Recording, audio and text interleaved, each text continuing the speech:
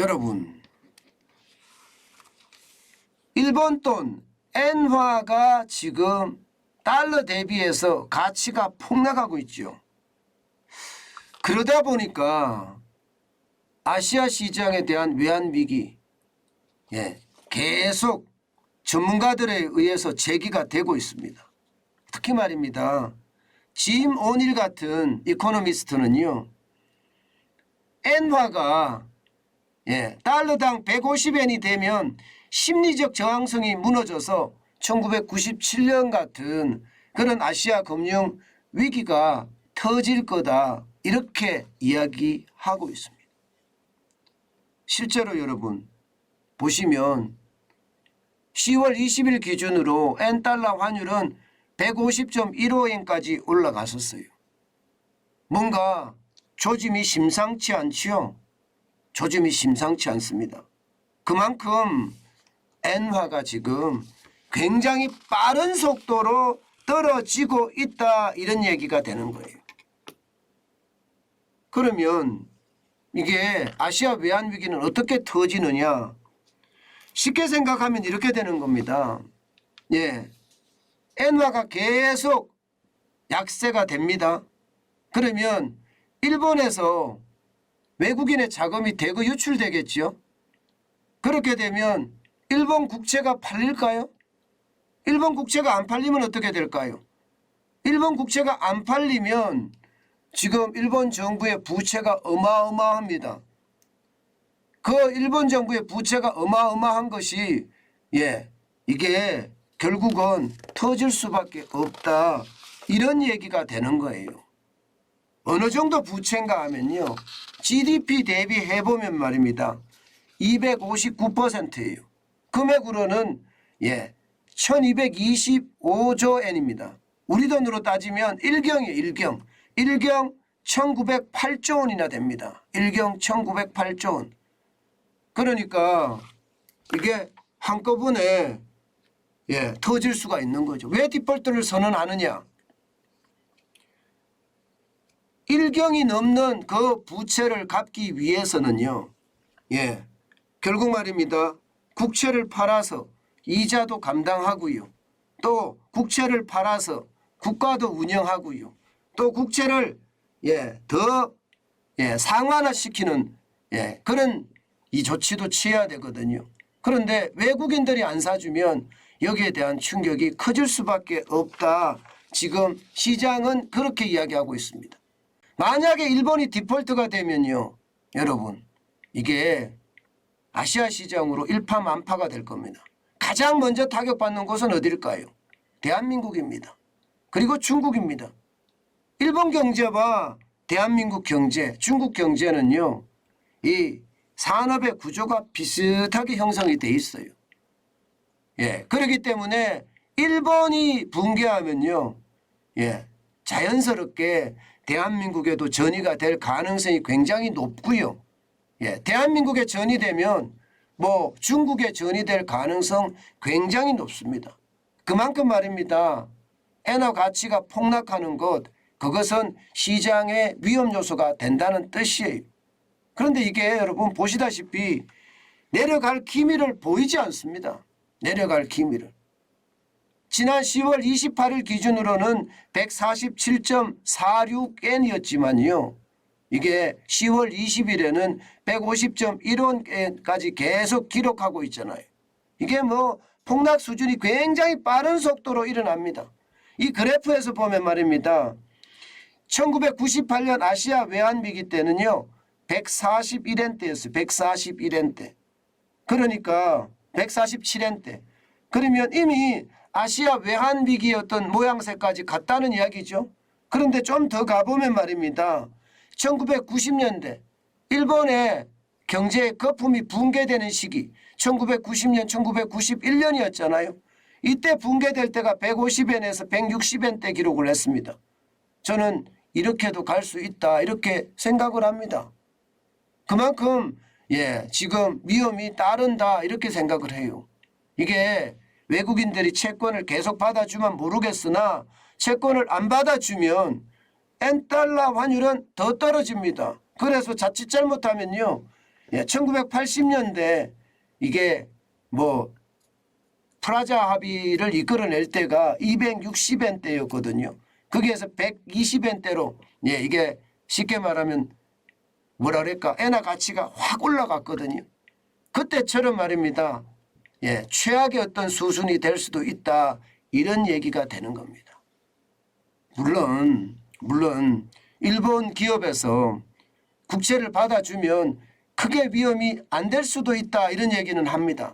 여러분 보시다시피 예, 일본 기업이 안 받아줬을 때 저는 그 충격이 결국 말입니다. 예, 일본 경제 전체에 영향을 미친다고 봅니다.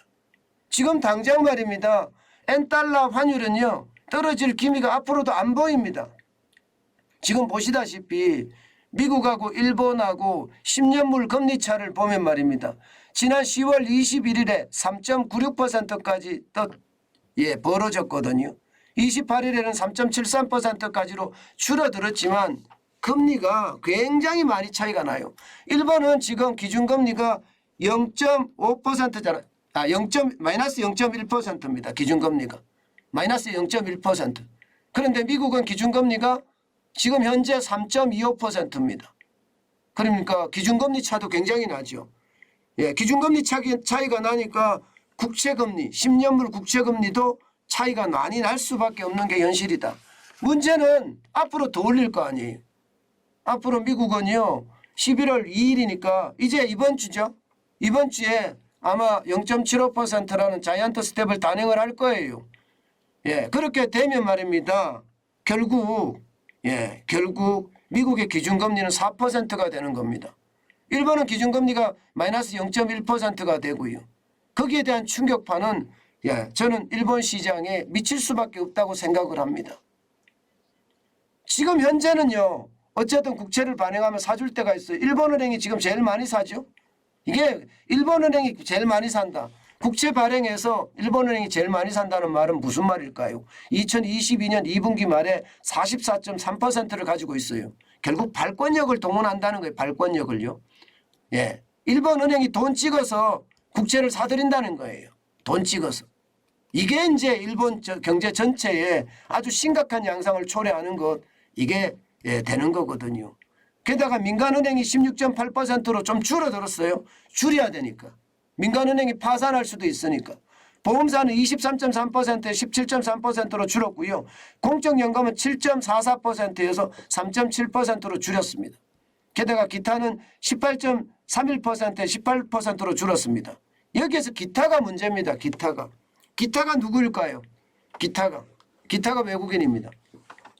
물론 18% 전체가 외국인은 아니고요. 외국인 한 10% 정도 차지할 거다 그렇게 예상을 합니다. 10% 정도. 그런데 이 외국인이 10%라는 것은요. 여러분 적지 않은 수치예요. 결국 말입니다. 외국인들이 일본 국채까지 내다 팔 수도 있습니다. 그런 상황이 온다 그러면 일본은 뭐 기축통화든지 아니면 세계 3대 경제 대국이라고 하더라도요. 디폴트가 날 수밖에 없는 게 현실입니다. 그만큼 말입니다. 상황이 어려워요. 그런데 문제는 여러분 금리를 올릴 수도 없어요. 예, 금리차가 지금 미일 금리차가 굉장히 많이 나지만 올릴 수도 없어요. 워낙 뭐 부채가 많기 때문에 일경이라는 게 여러분 적지 않잖아요. 예, 일경이라는 게. 일경이라는 숫자 자체가 여러분 결국 말입니다. 시장의 위험성을 그만큼 더 커지게 할 수도 있다는 거예요. 게다가 뭐 일경만 있나요? 일경 1908조나 되니까 이게 뭐 적지 않죠. 전 세계에서 말입니다. 뭐 실질적으로 부채가 가장 높은 나라가 일본입니다. 물론 전 세계 가난한 나라는 더 많은 나라도 있겠지만 그러면 OECD로 줄일까요? OECD 국가 이러면 경제협력개발기구의 국가들이니까 선진국이라고 이야기할 수 있죠. 선진국의 최고입니다. 259%니까요. 예, 그만큼 말입니다. 상황이 심각하다 이렇게 생각을 합니다. 그러다 보니까 여러분 시장에 일본은 스텔스 개입이라고 해야 되나요? 시장에다가 달러를 풀고 있습니다. 보시는 것처럼 2022년 9월 22일에 예, 실제 2조 8천억 N 정도를 지금 실제 풀었다 이렇게 이야기를 하고 있는 거고요. 또 10월 21일과 10월 24일에 지금 5조 한 5천억 엔, 그 다음에 1조억 엔, 1조 엔 뭐 이 정도를 개입을 했다고 해요. 전체 지금까지 말입니다. 시장에 개입한 돈은요 9조 엔이 넘는답니다. 9조 엔이. 9조 엔이 넘는다. 이런 시장의 전망치도 나오고 있거든요. 그만큼 말입니다. 어떻게 하든 막아보려고 지금 노력을 하고 있다. 물론 말입니다. 이게 아시아 외환위기로 가기까지 뭐 확률이 얼마나 되냐 이렇게 물었을 때는 굉장히 낮다고 이야기는 할 수 있습니다. 그렇지만 지금 상황을 봐서는요. 일본의 엔화 폭락이 결국 아시아 전 지역에 이게 외환에 대한 위기로 발전될 수 있다는 것, 이것은 공지의 사실입니다. 지금 계속 아시아 외환위기에 대한 이야기가 나오죠. 일본의 엔화 때문에 아시아 외환위기가 된다 이런 이야기 계속 나오죠. 이 말이 계속 나온다는 자체가 말입니다. 그만큼 위기선상에 있다는 이야기고요. 일본의 어떤 상황이 점점 나빠진다는 이야기예요. 그렇다고 뭐 당장 일본이 망하거나 그럴 일은 없을 겁니다. 제가 여러분들에게 엔화를 살 때도 일본을 몇 번 갈 거냐 거기에 감안해서 우리가 엔화를 사자 그 말씀 많이 드리잖아요. 제가 그 말씀을 드리는 것도 그만큼 말입니다. 엔화 자체도 조금 위험해 보이기 때문에 제가 그렇게 이야기를 하는 겁니다. 그러나 여러분, 일본이 순식간에 망하거나 그런 일은 일어나지 않는다. 분명한 것은요. 가능성은 있으나 가능성이 굉장히 낮다. 이렇게 이야기할 수는 있어요. 그렇지만 외환위기의 가능성이 전혀 없는 것은 아니다. 일본도 망할 수 있다. 그것은 점점 이대로 관리를 못하면 현실이 돼 갈 겁니다. 일본이 이게 엔화를 올릴 수 있어야 되는데 엔화를 이 가치를 올리는 방법은 금리를 올리는 길밖에 없거든요. 근데 금리를 올릴 수도 없습니다. 지금 일본의 기준금리는 마이너스 0.1%라고 말씀을 드렸잖아요. 이것을 올리고 싶어요. 올리면 정부의 이자 부담, 그죠? 굉장히 크겠죠. 굉장히 큽니다. 여기에다가 지금 물가도 지금 3%까지 올라갔거든요. 그러면 당장 말입니다. 일본 국민에 대한 부담까지 늘어나니까 금리를 쉽게 올릴 수도 없습니다. 그렇다고 계속해서 돈 풀어서 엔화를 막는다? 이것도 쉽지 않아요. 이것도 쉽지 않아요. 그래서 일본은 진퇴양난이긴 하다. 그러나 이것을 어떻게 풀지는 좀 더 지켜보자. 이렇게 이야기하는 게 시장의 대체적인 전망입니다. 분명한 것은 일본의 엔화 추락으로 위기는 있다. 이것은 분명해 보입니다.